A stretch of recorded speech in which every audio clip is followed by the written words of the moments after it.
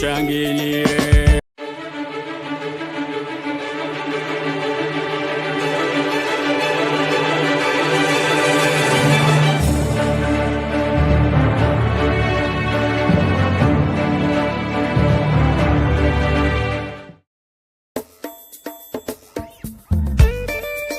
Tunasonga mbele watu wote wa Jamhuri Kenya yetu. Tunasonga mbele watu wote wa Jamhuri Kenya yetu. Haya sisi sote wananchi tushangilie.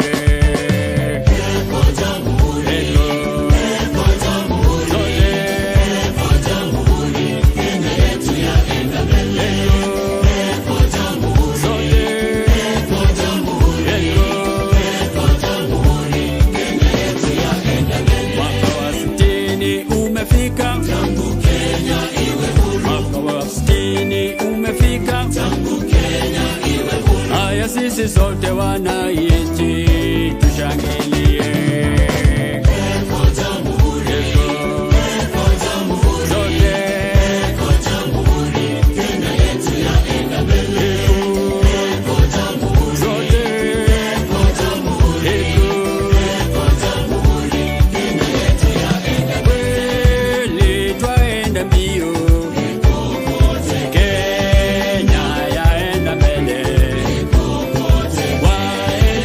Mbele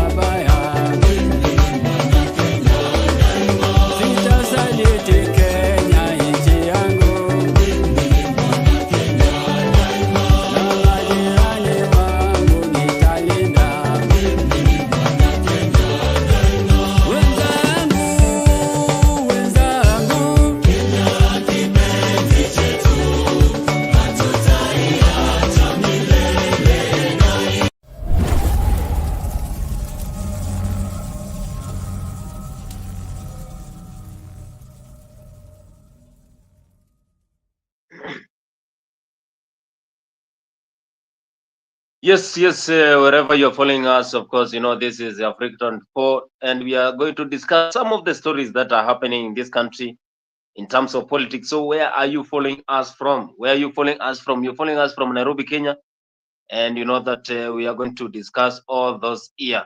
So, and of course, yesterday we saw a situation whereby the President William Ruto was in Wundanyi, that is Taita Taveta County, and he was accompanied by the opposition leader, the official opposition leader. Of course, they said that the official opposition leader is Junet Mohammed. Junet Mohammed is the official opposition leader, and he said that anyone who comes as the opposition around the bushes, then he should stop that, because he is the official opposition leader and he is the minority leader in the government, and constitutionally he is the official opposition leader. I know he is attacking the likes of Kalonzo who said that they are the official opposition leader. And of course, we are just trying to understand that the country is eating now, and from now we are having north, right, and center, whereby leaders fight each other on 2027 general election. And after 2 years since we had these elections, still the country has not settled for development, because you just elect the government so that you can carry on development, but still the development are not there. They are still fighting each other, and we are still waiting to see if William Ruto is going to give us best service. You saw in on Sunday, whereby the Azimio members, they were having a congregation whereby they talked more about what is happening in this country. You saw how she responded, Gladys Wanga. You saw how Raila Molodinga said. You saw how Joe said. So a lot of things happened. And of course, Gachagua was interviewed in one of the media houses in Kenya. And he has really revealed a lot of secrets in this country. A lot of secrets have been revealed in this country during that day. And I think he is joining opposition officially. Gachagua is joining opposition officially. Who is going to save Kenya? That is what we are asking. So if you are following us for the first time, remember to subscribe to Afrique 24. That is the YouTube channel there. You're following us in the Facebook, go there in the YouTube and subscribe to Afrique 24. That is my channel, and you'll get a lot of news there. Even now we have breaking news. Anytime we have breaking news, anytime we have news that are making headlines, you'll get them in Afrique 24. Subscribe to our YouTube channel. Gachagua revealed some of the deep secrets, and I want us to listen to some of them here as we move on with our show. Yes, it did. In the subcommittees? Yes, it did. What was your position on it? My position then, as it is today, is one, it was hurried. And there was no sufficient reason to move hastily from NHIF to the new program. And from my own reasoning, when I even looked at the mathematics surrounding that program, is that it would have cost us between 700 to 800 million to upgrade the system that was running the NHIF to make it compliant. Yet we are moving to a new program that is costing 104 billion shillings. And in my view, my very honest view, that's the crux of the matter. That is a rush. That is a focus, the 104 billion. And when you listen, Karanja, me, I'm a people's person. And probably many people thought that I'm a rebel within government. I was not a rebel. I was a deputy president of a popularly elected government that is answerable to the people. And in my view, we in government are the employees of the people. And the people are your employers. And their opinion counts. And you cannot dismiss what they think and what they feel. And that is why even members of parliament were accusing me of intimidating them when I told them to listen to the ground during the Finance Bill 2024. It's because myself, I do listen to the ground, and I take time to listen to what people are saying. If you listen now to patients, they are going through hell. One, In NHIF, you would pay 500 shillings for the whole family. Maybe say you have your wife, and maybe say 2 children like myself. 4 of us will pay 500 shillings for the ordinary people. Now, in this new program, it's each individual. So you find people having a problem with that. Number 2, you find that the private hospitals have not embraced this program. The program was rushed before all the stakeholders were brought on board. So you find that you have been deducted money in your pay slip. Then when you go to a hospital of your choice, you cannot be treated. And that is the frustration that the people of Kenya are going through. And I am a very strong believer that your employer is ultimate.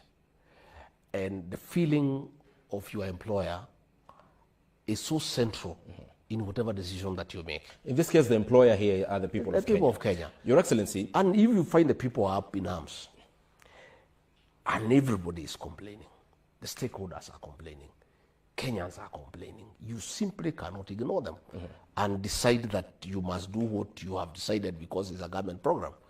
Because that government program is meant to benefit some people.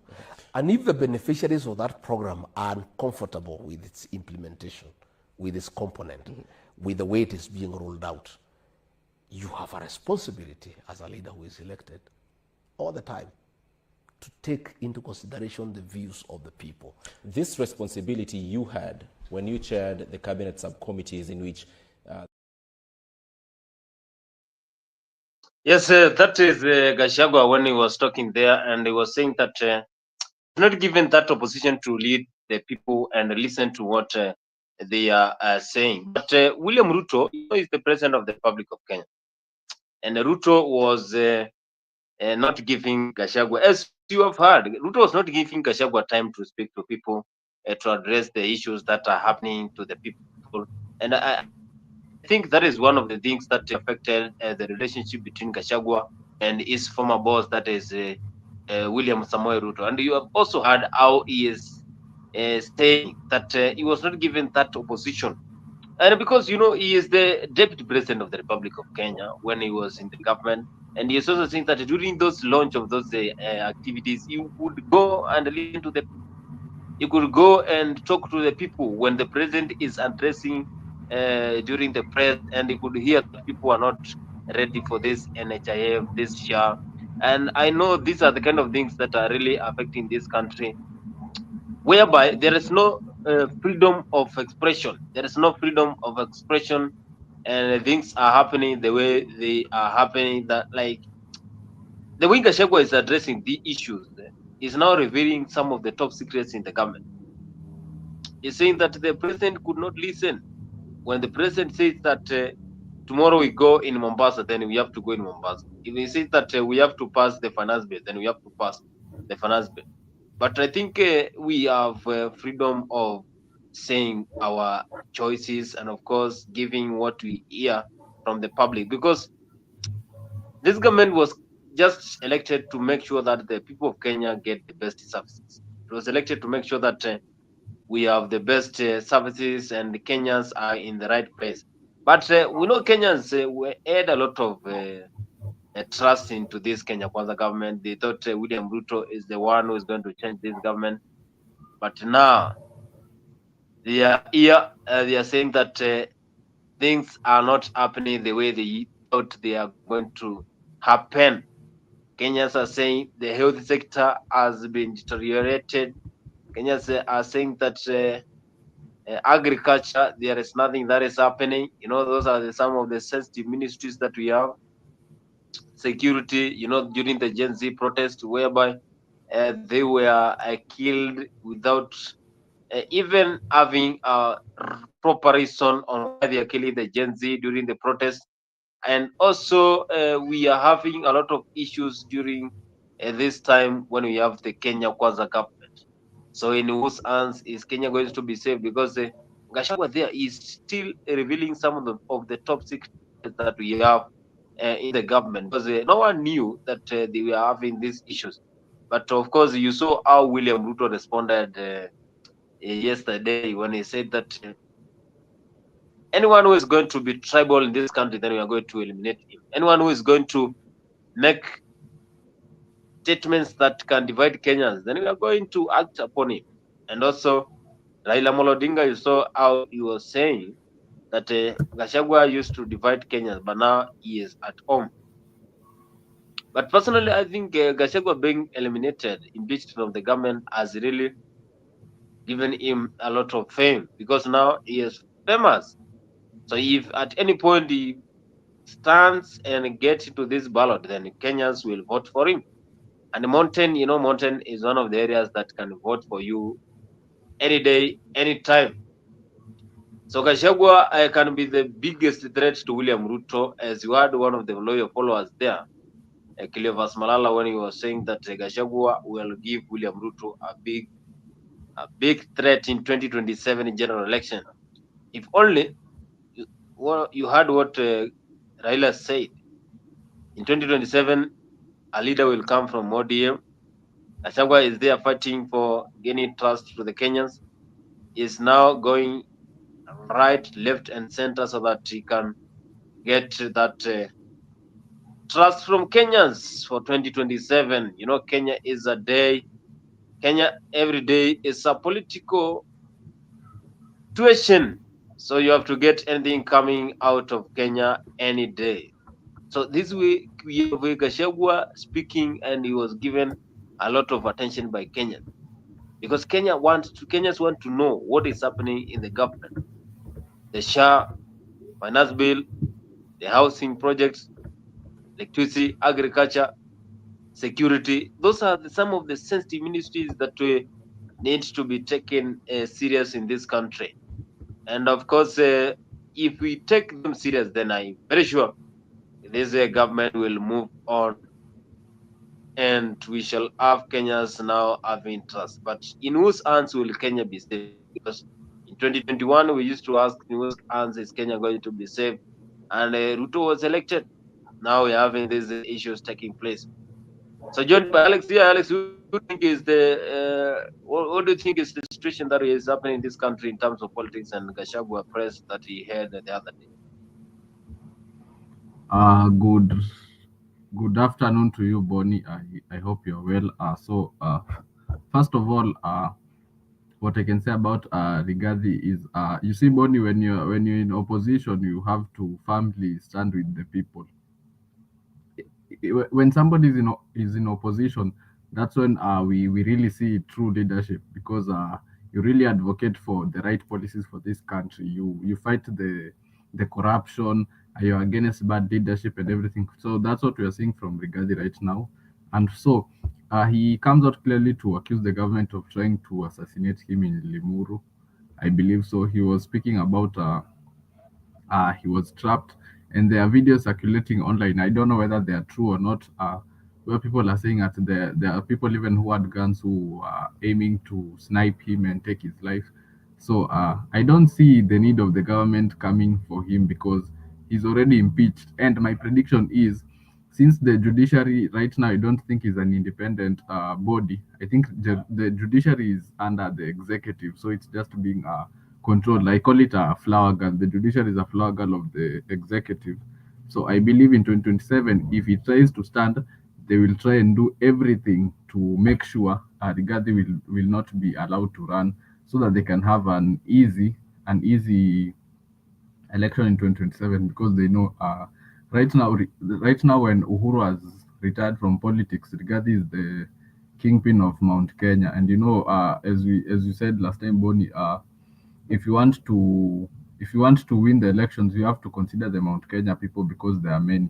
We're not saying that it's only about Mount Kenya, but we're saying you have to consider them because they're the majority. And I can use another example. For example, Bonnie, where I'm from here, there in Kisii, in the state, Bonnie, if you check, like, let's say if there was a way of finding out the most famous communities there, Wakisi wako wengi. So if you are doing, let's say, something like if elections are being done somewhere like US, you have to consider them, because like there are so many people there from Kenya compared to other communities. So that's what we say, that if you're doing if you are considering votes in 2027, you have to consider the Mount Kenya people because there are many. And there, regarding the kingpin, as he says, Wasiguze Murima, because he knows when he roars, they will all follow him. So I don't see the need of the government trying to come after him, because they already achieved their goal, which was to impeach him, and he is impeached in 2027.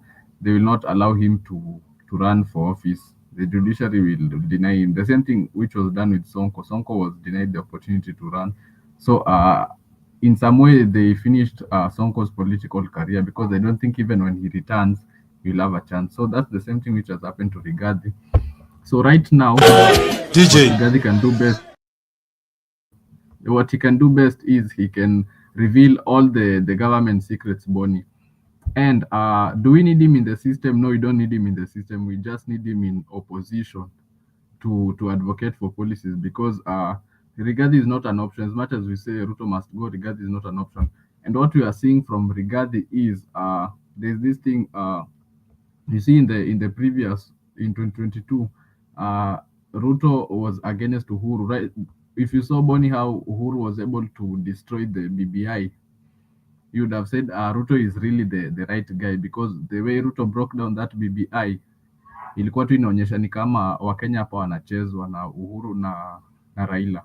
So the script is just the same, the cast is different. What Rigathi is doing right now is what Ruto did in 2022. So if in 2027 he gets to run, people vote for him, we will see the same thing that we are seeing with Ruto. So the script is just the same. It's just that the cast is different right now. So that's what I can say about the Rigathi attack. DJ. Hello. Haya. Tumefurahi. Tumefika hapa leo hapa Chavakali, na tumekaribishwa na vijana na kina mama na mbwembwe. Sawa sawa, mfurahi kuona sisi tuko na kijana wenu hapa Osotsi, tunaenda na yeye. Mkubali nenda na yeye, nenda na yeye lakini nyinyi mnabaki hapa Ingo, mnabaki Ingo, mbaki mshikilia hapa vizuri zaidi. Hapa niambia nyinyi, mimi si mgeni hapa. Hapa nimekuwa tangu zamani, tulikuwa tunacheza mpira hapa. Tena hapa nimetoka watu wa kujua kucheza mpira zaidi. Jo Kadenge, Elijah Donde, Shemshimoto, Okumumari, Wembe, Niva, Angana. Sote umetoka pande hii. Vijana ambao wanacheza mpira mpaka wameenda kwenye gossage wakati ile nyingine, sio? Na pande ile nyingine vile vile napambana kutoka kule kwetu. Akina Ronge Bobby, Odura Poyo, Samuza Makati ya Kaloleni. Unajua haya? Sasa pande hii walikuwa nakuja wanaimba. Hey mama, hey ngombe, hey mama, hey ngombe, hey mama, hey ngombe wala hey mama, hey ngombe. Na sisi tunaimba vile vile pande ile. Kama nene, kama nene, kama nene, kama nene, kama nene, kama nene, kama nene, kama nene, kama nene, kama nene, kama nene, kama nene, wololo, wololo, wololo, wololo, wololo, wololo, wololo, wololo, wololo, wololo, wololo, wololo. Sawa. Sasa hiyo kivumbi imewaka, sivyo? Rifarini mzungu, landsman miindi. Unajua hiyo? Lakini mpira kikwisha watu wanafanya nini? Tunashiramena, sio? Hiyo ndio tunataka. Tunataka mfanye vizuri, ODM iweze kushinda uchaguzi. Sawa sawa? Kwanza mashinani hapa chini, MCA ni ODM. MCA ODM.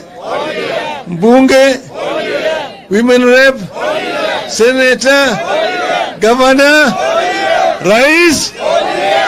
Wangapi wanasema namna hiyo? Mungu awabariki sana. Amen. Rais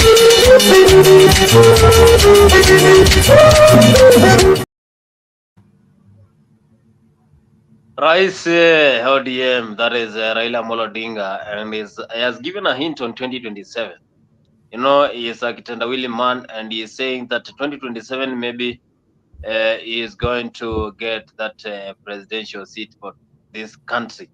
And this is after what we heard the other day, some of the loyal followers saying that Raila might not clinch that AU chairmanship, and now we might come back and win for these elections. Because now Kenyans, I think Kenyans are very, very unhappy on what is happening. They are now trying to get the best leader who will help Kenyans.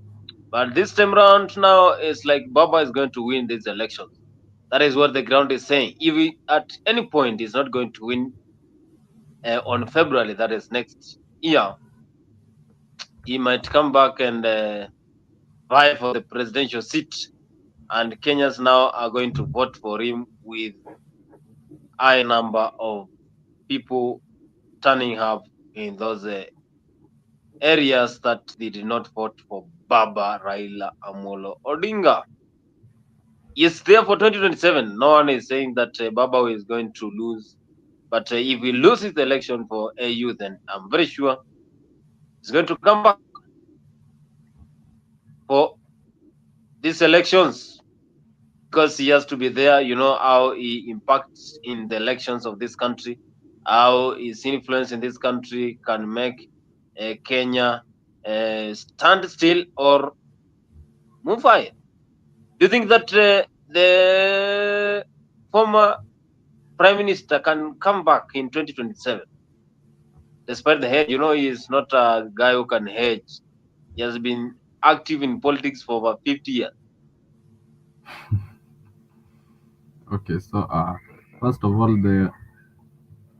when Baba chose to go for the AU chairmanship, there is a statement he made online, and he said he won't be actively participating in the Kenya in the Kenyan politics right now. He's going for the top seat in Africa, and he launched his campaign. Even Rigathi was there when they were launching his campaign, and Ruto has been moving around the globe, around the continent, trying to garner some presidents to vote for him for the AUC. And Baba has also been campaigning for the AUC in countries Africa. We have been seeing some aspirants, some contestants who are going for that seat dropping off. And so right now, the guy from Djibouti and Baba are like the two main candidates whom we think are going to. It's between the two of them, I think, who can win that position. And so after Baba making that statement, Kalonzo declared himself the opposition leader. But right now, what we are seeing from Baba is that it's like he has accepted defeat. He knows he's not going to win the EU chairmanship. So right now he's back and he's politicizing again, because tumeona juzi he was speaking in his rallies, alikuwa anasema ati Gachagua alimwekea mitego, hiyo mitego saizi imeshika nani. So from what I've seen from Baba from the past few days is he has shown us that it's like he's not going to get that seat. So that's why he's politicizing in the country. Otherwise, if he really saw himself getting that seat, angekuwa saizi is busy campaigning and trying to garner votes for himself. So from what I'm seeing is he already knows he's not going to get that seat. That's why he's back in the country and he's trying to politicize to see whether he has a chance in 2027. So for now, that's my take is I don't see Baba winning in next year 2025 the EU chairmanship, because if he was really going to win Boni, he would be busy campaigning, trying to get people on his side. And the other reason which I think that is the Djibouti guy, he's multilingual compared to Baba, so he can speak many languages and he can talk to a couple of presidents to try and garner votes on his side. And also the age factor. You see that guy Boni is younger compared to Baba, so there is that age factor which I think can kick in so he can edge it a bit because he's a bit younger. And also, education-wise, I don't know whether Baba is qualified for that position. So, but we wait and see. Maybe I'm right, maybe I'm wrong. We shall see in 2025.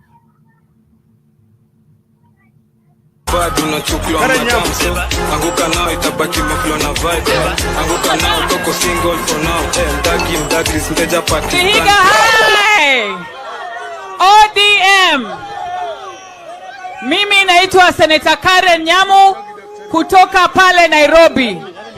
Na pale Nairobi tunapenda baba. Tunapenda baba Raila Amolo Odinga. Na tumeonyesha mapenzi yetu kwa baba kwa miaka mingi. Na Raila, mimi nataka kukushukuru sana kwa kuwa kiongozi ambaye unaweka nchi mbele yako wewe mwenye binafsi. Tunakushukuru kwa kushikilia rais saa zile alikuwa anasumbuliwa na kusabotajiwa na kiongozi ambaye anafaa kuwa anamsaidia. Na mimi tangu nijue Right Honorable Raila Odinga, sijawahi kumsikia akiongea kwa niaba ya Wajaluo hata siku moja. Sijawahi kumsikia akisimama akiongea kwa niaba ya Nyanza hata siku moja. Sisi pale Mount Kenya tulipigania hii serikali kufa kupona. Saa zile tumekalia serikali, kuna kiongozi moja anataka kutuondoa kwa serikali. Hiyo ni hekima. Hiyo ni hekima kweli. Nataka kuambia ndugu zangu wa Mount Kenya, muwe watu wajanja. Hii serikali tulitafuta na hatuondoki, si ndio? Kitendawili. Hassan Joho, Opiyo Wundayi, Oparanya na John Badi. Jibu yake ni nini? Serikali. Tuko ndani ya hii serikali ya broad based. Na kama Raila amekubali, watu wangu, tuheshimu uamuzi wa Raila na tuheshimu rais. Asante sana. Asante sana Karen. Tunaenda kule Mombasani, seneta kutoka Mombasa ambaye anaitwa Miraj.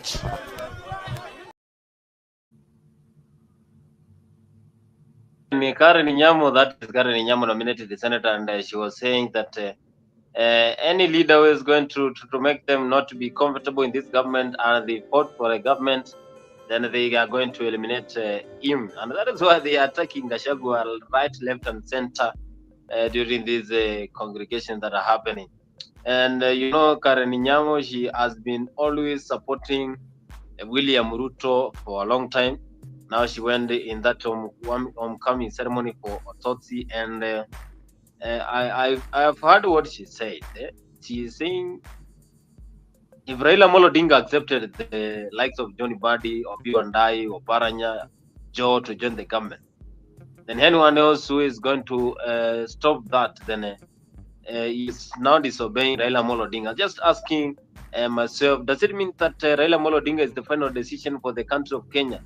We can't have our own decisions in this country, because if Raila can make a decision on that, because Kenyans always say that Raila is always selfish, Raila is always making moves that will always benefit him at the end. And now she's saying that if Raila accepted that, then everyone should accept the broad-based government.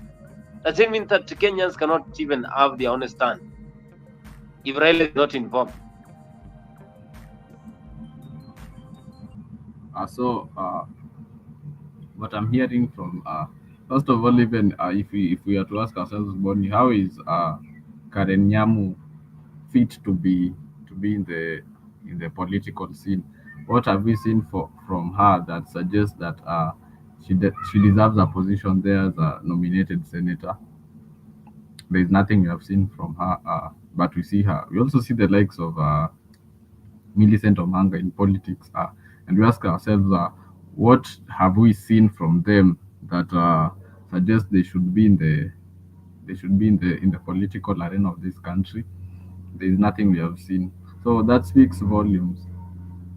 And as you have asked, Bonnie, Raila Raila is not the final say of this country, but you see, politics is about perception. It's also about numbers. So Raila has numbers. So him having numbers makes him as equal to have a big say in this country. So he, sorry to say this, but he has fans, some of who are psycho fans. They follow him blindly because there are videos in the internet where there are people who are saying if Baba says ufukuze bibi unafukuza. You see, so that really speaks a lot of him having psychophantic followers. So that's why you would feel like he has, people say like he has the final say. But right now, Baba has lost his credibility a lot after signing a deal on the blood of young people of this country to go into power. And despite us having a broad-based government, we still are yet to see the developments of this country.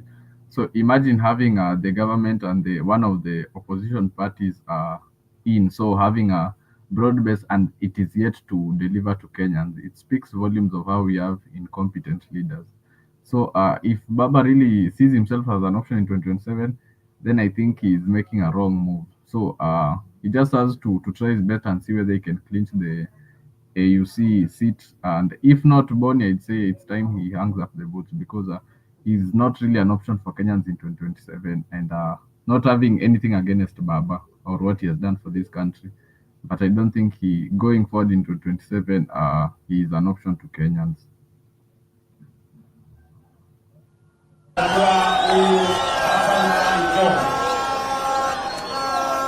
Waziri wetu wa madini na nyinyi watu wa hapa Taita Taveta, hii ni kaunti ya madini. Kwenda maswali. Haya, mkaribisheni waziri wa madini.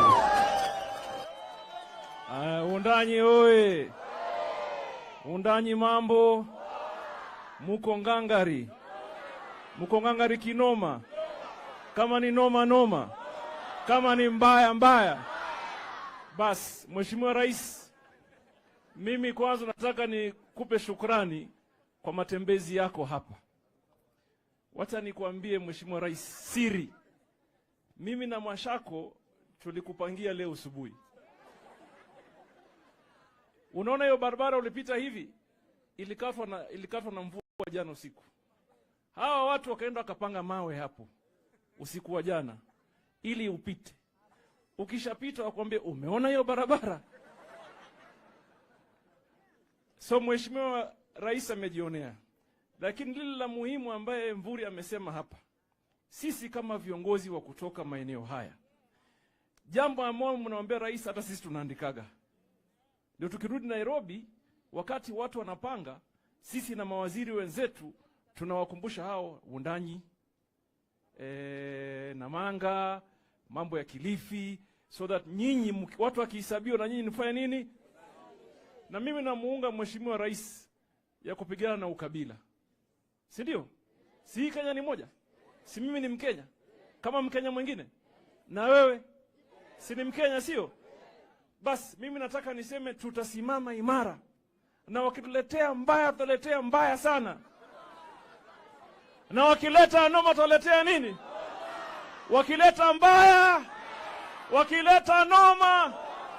Mheshimiwa Rais, ndugu yangu Mvuria na Mheshimiwa Rais, kwa heshima kubwa umesema ile factory kesho unafungua 11 billion. Wewe umeleta mwekezaji, Mvuria amempanga hapo, na mimi na hawa ndio tutaleta iron ore. Bila ya sisi factory hakuna. Sisi ndio wenye nini? Sisi ndio wenye factory. Na Mheshimiwa Rais, mimi nataka nipange hao ndugu zangu walioko hapa.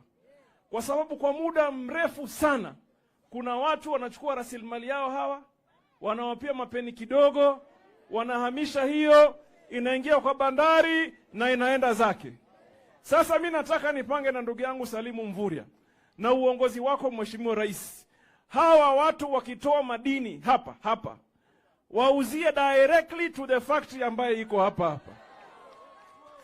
Hiyo itamaanisha kwamba wale waliandikwa kule ni 3,000 na wale ambao wataingiwa kwa viwanja hapa ya kutoa iron ore watakuwa kwa maelfu mengine zaidi. Si namna hiyo? Si namna hiyo? Vile vile Mheshimiwa Rais, hawa ndugu zangu wameniambia iko mambo ya strategic minerals. Wameniambia huyu mbunge wenu huyu mchokozi sana Mwashako ameniambia mambo ya strategic minerals kwamba mutoe savorite. Mimi nataka niwaambie ndugu zangu, kitu strategic muipime sana. Maybe it is helping you the fact that it's called strategic. Ndio bei ipande, watu waone ni tabu. Huwezi kukompea savorite na iron ore. Ile unauza kwa gunia, hii unauza kwa grams. Si ndio? Si mpaka dunia wajue kwamba the fact that it is strategic, bei iwe. Ile kitu ya muhimu ya kufanya ni sisi kuhakikisha kwamba tunaweka kiwanda sasa cha kutengeneza hiyo rasilimali hapa. Ikitoka ingie katika soko ya dunia ikiwa tayari kama market ya Tumekubaliana? Tumekubaliana? Tutaungana sisi kama Wakenya. Hakuna noma. Mungu awabariki.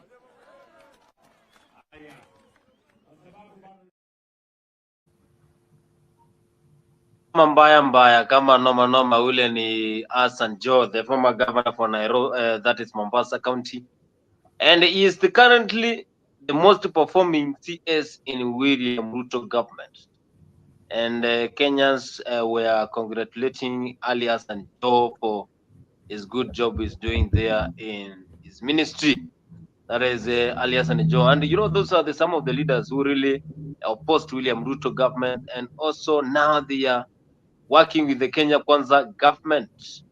Hassan Joho, the top performing CS in the Kenya Kwanza government, after what he has been doing, you saw how he has been revealing some of the hidden ideas in this ministry of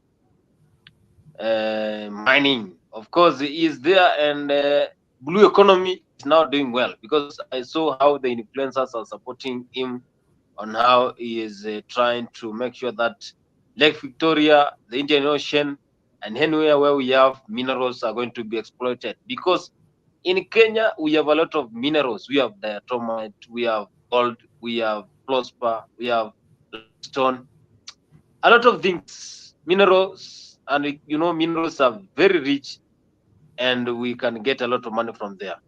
So I don't know whether it is a PR or Hassan Joho is the top performing CS. Did you really support that CS Joho is the most performing CS in this country, just 3 months after they joined into the government? Bonnie, I haven't done really a lot of fact checking on the Joho ministry, but I don't think, if you ask me, Bonnie, there is a CS who I think is working in this government. Because comes to finances, I see we have the same issues, because immediately after John Mbadi was elected, was given the position to handle the finances of the country, he came in and he didn't even implement any policy. He came and he told us there are things that are in that finance bill that are okay. That speaks a lot. After bringing in Wycliffe Oparanya, who opposed Kenyans from paying the what do you call this, the Hustler Fund, he immediately came in and he told us the ones who have not paid, he is coming for them. So from that, it speaks really volume of this government. And in the mining sector, Bonnie, we have a lot of minerals which is supposed to generate wealth for the citizens of Kenya. Even the blue economy, when the president was there for the previous holiday that we had, he spoke about it a lot. But we really there are a lot of if you check Bonnie on X, there are a lot of tweets that people are saying we have a lot of minerals, but we are yet to see them being put into use, them generating revenue for this country. So I can't really say that there is a CS that I think is working, because they're yet to deliver, Bonnie. I think if let me tell you, Bonnie, you see, even in the mining sector, if we mine minerals and we are able to sell them outside the country, Bonnie, and we just work with integrity, Kenya will generate a lot of revenue. And the funny thing is, politicians will be able to make more, but they don't understand that. Only if, Bonnie, they just work to create a better country, they will make more money than the billions that they steal from us. So what I can say about the working CS is Kipchumba has said that There are stadiums that will be finished by 2025. There is the Talanta Stadium said it will be finished. Spoke about Kasarani being finished. So if those stadiums are finished by 2025, which I will be doing some fact checking and seeing whether Kipchumba will be able to do that, then I would say Kipchumba has delivered, because I think Kipchumba can work if he wants to. Kipchumba can deliver. He is intellectually smart. Kipchumba can, and he has the goodwill for sports, but sometimes he's involved in some bits of corruption. So I hope he is able to deliver. Otherwise, I don't see any CS that is working in any ministry. They're all incompetent. Yes, that is his own opinion, that all CS are incompetent after Joe was given that position as the most performing CS. And the official opposition leader of this country, that is Junet Mohammed, has been saying that anyone else who is hovering around saying that he is the opposition leader, then he should report directly to him. That is Junet Mohammed, and he always says that that is the job that he has been given by God. And anyone who comes and says that he is the opposition leader of this country, that is against the Kenyan laws. He spoke actually yesterday, and I have his speech here. That is Junet Mohammed. I know he is attacking the likes of Kalonzo, Kioni, the likes of Oparanya, and anyone who is saying that he is the opposition leader in this country. Junet anasema yeye ndio kiongozi wa upinzani. Asante sana. Mheshimiwa Rais, na wacha Wundanyi ya mjambo. Wundanyi oye! Wundanyi oye! Mheshimiwa Rais, kwanza kwa ruhusa yako nimelete salamu ya baba yangu kwanza, Baba Raila Amolo Odinga. Mmepokea? Mmepokea? Jambo la pili, Mheshimiwa Rais. Jambo la pili ni ya kwamba Mheshimiwa Rais, sisi kama watu wa Azimio, kwanza mimi ndio kiongozi ya upinzani hapa Kenya kikatiba, kwa sababu mimi ndio minority leader. Wale watu wanatembea hapa kando kando wanasema ati hao na upinzani, hawa ni watu fake. Upinzani ni mimi, na mtu asichukue kazi yangu tafadhali. Hiyo ndio ile kazi Mungu amenipatia, tafadhali wawacheni kazi yangu. So Your Excellency, mimi wakati wa uchaguzi watu wetu wa Azimio na walikuwa na manifesto. Watu yako pia walikuwa na manifesto. Watu walikuwa wanasema wanataka kujenga manyumba, low cost housing. Watu walikuwa wanataka kusema ati wanataka kufanya industry kama hii unafungua jana. Watu walikuwa wanasema wanataka kufanya electrification. Na saa hii mimi naona hizo ndio inafanyika. Sasa tutapinga ya nini? Kama kazi inafanyika, tunaweza kupinga kweli? Tunangoja ya kupinga. Bado haijapatikana. Tunangoja ya kupinga. Kwa sababu kama manifesto yetu ilikuwa inasema tujenge manyumba na zinajengwa. Tulikuwa tunasema sitima iunganishwe na inafanywa. Tuseme tujenge industries na inajengwa. Sasa bado haijapata kitu ya kupinga. Ndio mimi nangoja kama mpinzani kitu ya kupinga.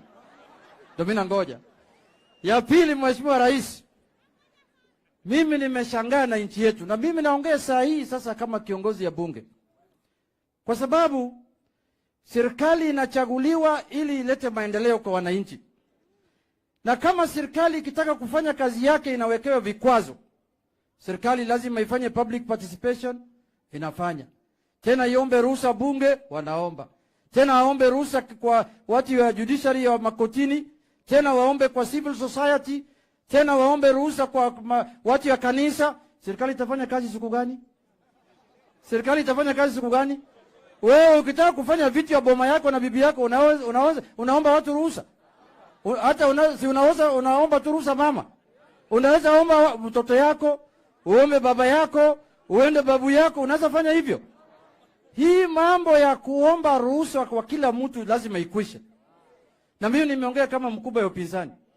Kwa sababu serikali haiwezi kuomba ruhusa mahakama ili wajenge stima, waombe kanisa ili wajenge stima, waombe civil society ili waombe stima. Juzi mliona wale wako Nairobi. Airport yetu iko mbaya sana. Imeharibika. Waekelezaji wametoka nje kuja kusaidia sisi kujenga hiyo airport. Rais akasema kama wananchi wamekataa, tumewacha. Sasa wale walikuwa wanapiga kelele, wapi maoni yenu, ambayo kwa sababu airport lazima itengenezwe. Nchi hapa jirani yenu Tanzania wanafanya ni hiyo mwekelezaji kwa hiyo airport yao. Hawa ni wazimu. Tanzania ni wazimu. Kichwa imeruka hawa. Sasa lazima tutafute njia ya kusaidiana. Ya mwisho, Your Excellency, mambo ya kuunganisha Wakenya. Lazima Wakenya waungane. Kuna wengine pale, mimi natoka huko Bigori na huko Nyanza, kazi yao ilikuwa kufungia sisi nje tu. Sisi hawezi kubali hiyo. Hatuwezi kubali kufungiwa nje, kwa sababu sisi pia ni walipa ushuru kama wengine. Lazima tupate haki yetu. Sasa mtu anakuja hapa anasema, oh, shareholders, nyinyi hawezi kuwa hapa. Si tulinyorosha Simuliona vile tulinyorosha Simuliona vile tulinyorosha Na mtu yeyote ambaye ataleta ujinga kama hiyo, wembe ni ule huu. Wembe ni ule huu. Asante sana Mheshimiwa Rais. Hiyo ndio hotuba ya kiongozi ya upinzani hapa Kenya. Asante sana.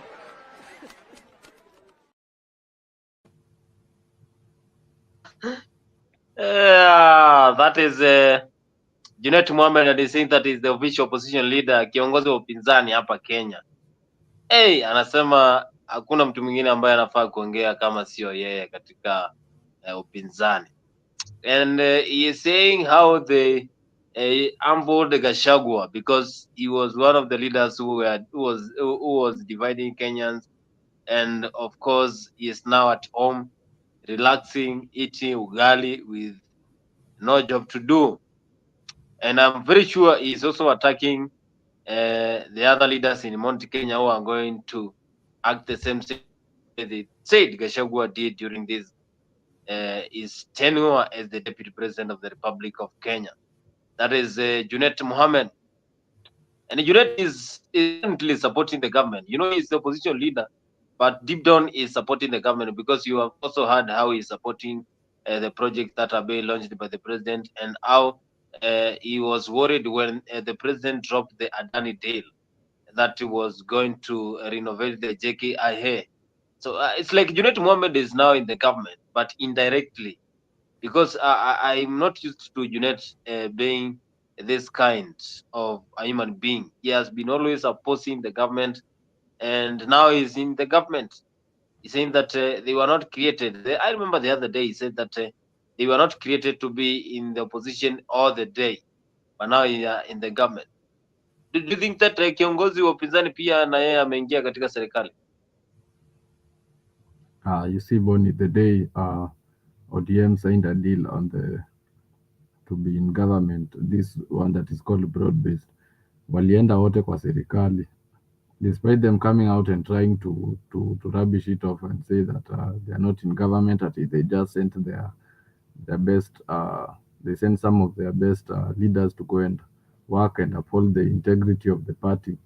ODM went to the government, and Baba clarified it some few days ago when he was talking about they were able to send Rigathi home.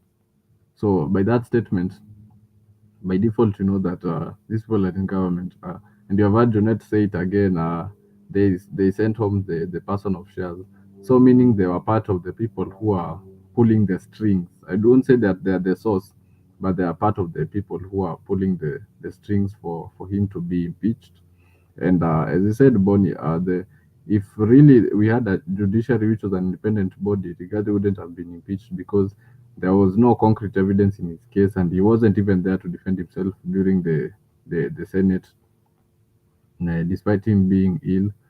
Okay, it's okay. It's good for him to say that they are not built to entirely stay in opposition, yes, but they're not built to go into power kupitia mlango wa nyuma. It's a good thing they just go to the serikali through the election. And it's not just going into power, it's about going into power to serve for the people of this country.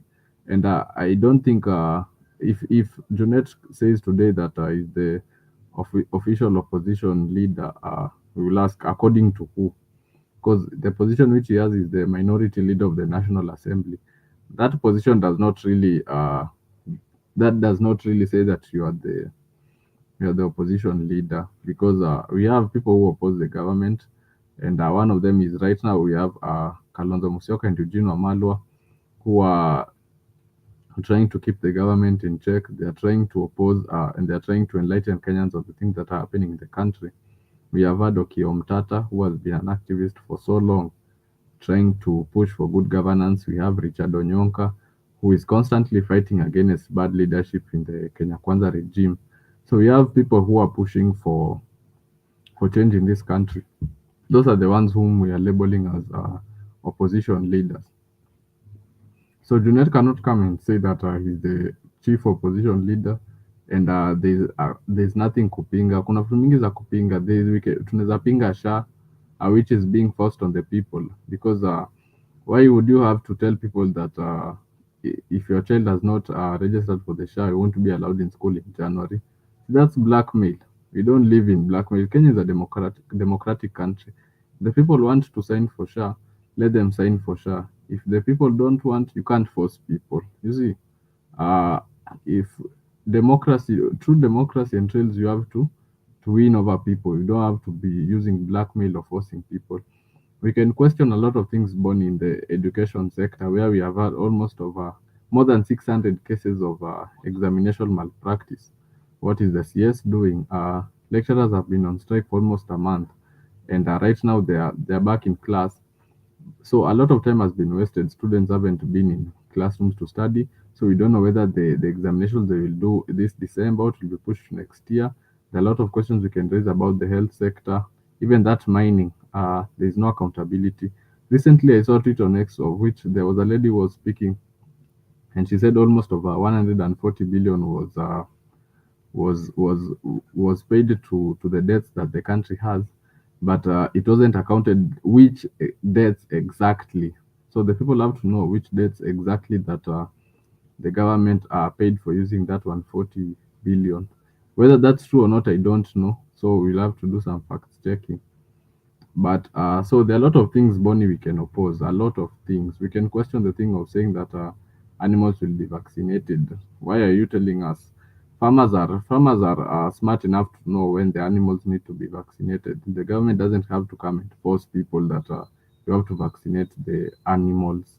So there are a lot of things we have to oppose. Just that right now, Bonnie, the ODM people are in government so much that they don't want to face any kind of opposition. They want us to normalize having a country that is not moving forward, the country that is stalled. So that's what I can say. Yes, what about submission? And of course, you should not say that you are the official opposition in this country.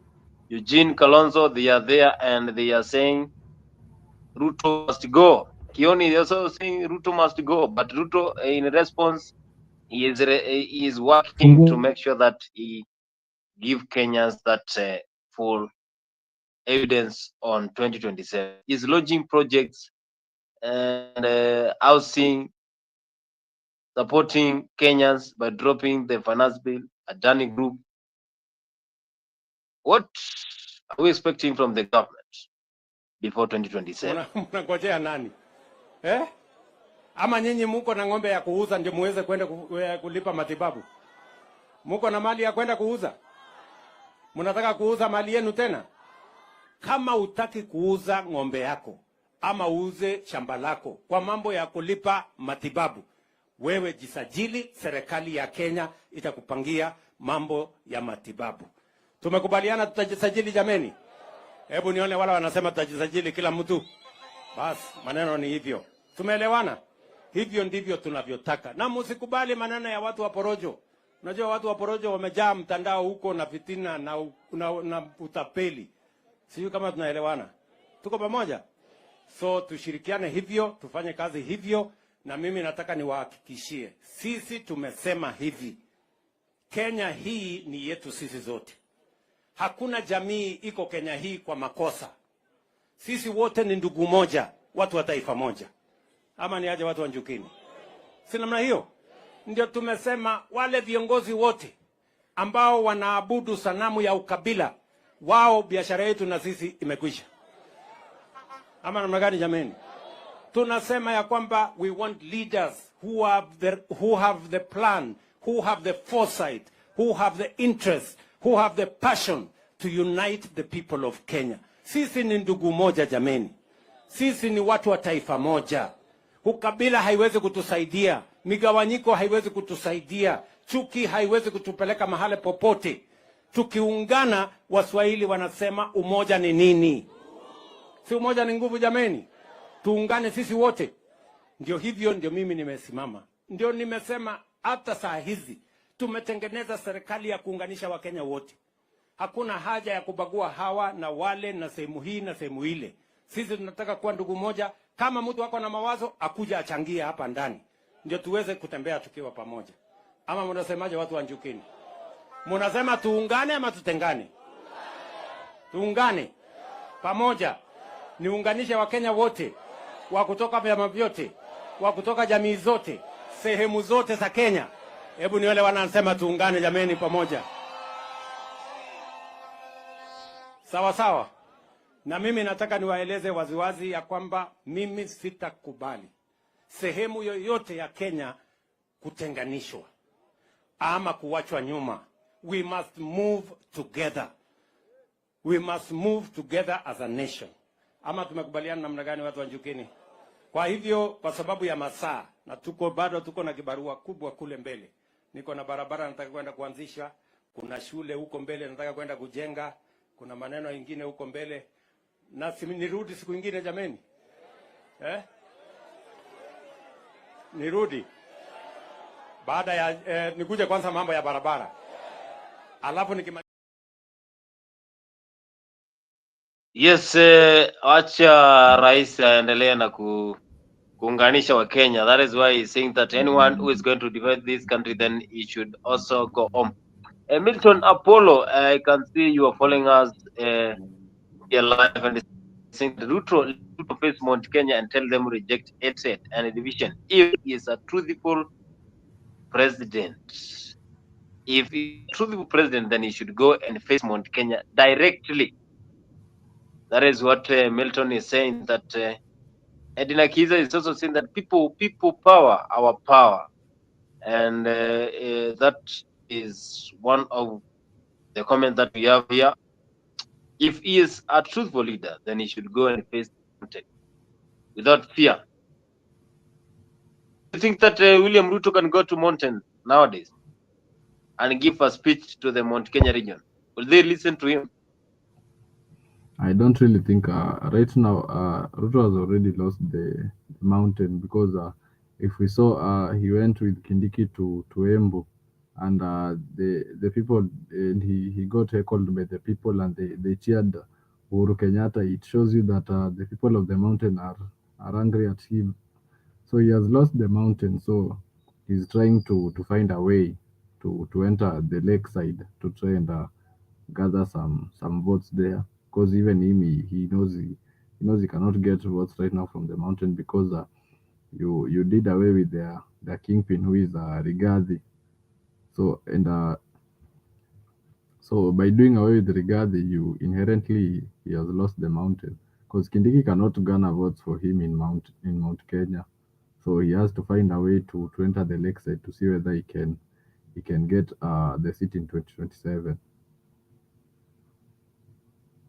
2027 is going to be a tough trial for William Ruto, if at any point he's going to face the leaders of Kenya who want to show that they can prove to the Kenyans, because Kenyans now, they don't have trust at any point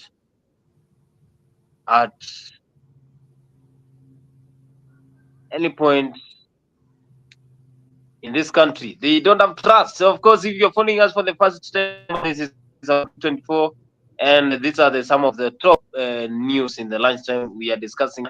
Make sure you follow us in the Africa 24 YouTube channel, like, comment, and subscribe. Thank you so much for having us today. We shall be back in a few in the afternoon and also in the evening as we discuss some of the top stories here. Tunasonga mbele watu wote wa Jamhuri Kenya yetu. Tunasonga mbele watu wote wa Jamhuri Kenya yetu. Haya sisi sote wananchi tushangilie. Eko Jamhuri, eko Jamhuri, sote eko Jamhuri Kenya yetu yaenda mbele. Eko Jamhuri, sote eko Jamhuri, eko Jamhuri Kenya yetu yaenda mbele. Mwaka wa 60 umefika, tangu Kenya iwe huru. Mwaka wa 60 umefika, tangu Kenya iwe huru. Haya sisi sote wana